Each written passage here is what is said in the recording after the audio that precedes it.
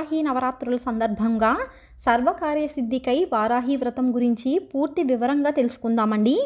సర్వకార్యసిద్ధి వారాహి వ్రతం.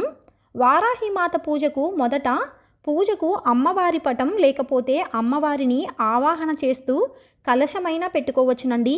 అది లేకపోతే మనం నిత్యం దీపారాధన చేసే దీపాన్ని వెలిగించి, అమ్మా, ఈ దీపకాంతిని నీ రూపంగా భావిస్తున్నాను అని మనసులో తలుచుకొని పూజ మొదలు పెట్టుకోవచ్చునండి.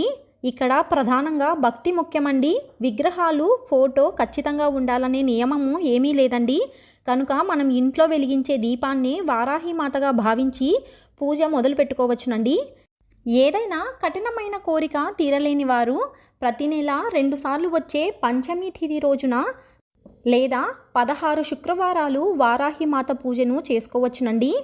వారాహి మాత పూజలో గుండ్రంగా ఉండే 5 లడ్డూలను